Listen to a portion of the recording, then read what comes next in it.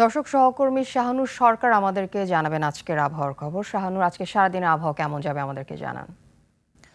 ধন্যবাদ আফিফা আপনাকে। দর্শক, এই মুহূর্তে আজকের আবহাওয়ার সর্বশেষ খবর জানাবো আপনাদেরকে। আজ ৮ মার্চ ২০২৬।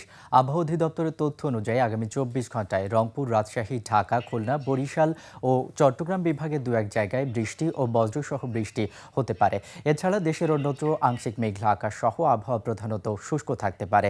আগামী ২৪ ঘন্টায় সারা দেশে দিনের তাপমাত্রা প্রায় অপরিবর্তিত থাকলেও রাতের তাপমাত্রা সামান্য বাড়তে পারে।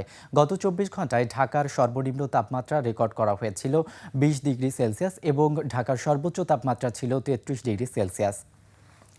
এই মুহূর্তে রাজধানী ঢাকা সহ দেশের বিভাগীয় তাপমাত্রাগুলোর দিকে লক্ষ্য করলে দেখতে পাচ্ছি রাজধানী ঢাকার এই মুহূর্তে তাপমাত্রা রয়েছে ২৫ ডিগ্রি সেলসিয়াস, কুমিল্লার তাপমাত্রা রয়েছে ২৪ ডিগ্রি সেলসিয়াস, চট্টগ্রামের এই মুহূর্তের গড় তাপমাত্রা রয়েছে ২৫ ডিগ্রি সেলসিয়াস, বরিশালের তাপমাত্রা রয়েছে ২৪ ডিগ্রি সেলসিয়াস, খুলনার তাপমাত্রা দেখতে পাচ্ছি ২৫ ডিগ্রি সেলসিয়াস, ফরিদপুরের তাপমাত্রা রয়েছে ২৪ ডিগ্রি সেলসিয়াস, কিশোরগঞ্জের তাপমাত্রা রয়েছে ২৪ ডিগ্রি সেলসিয়াস, ময়মনসিংহের তাপমাত্রা দেখতে পাচ্ছি ২৪ ডিগ্রি সেলসিয়াস, বগুড়ার তাপমাত্রা রয়েছে ২৫ ডিগ্রি সেলসিয়াস এবং সবশেষ রাজশাহীর তাপমাত্রা দেখতে পাচ্ছি ২৬ ডিগ্রি সেলসিয়াস রয়েছে।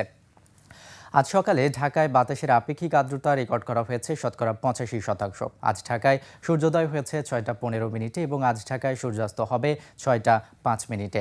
আফিফা, এই ছিল আমার কাছে আজকের আবহাওয়ার সর্বশেষ তথ্য। শাহানুর, আপনাকে ধন্যবাদ।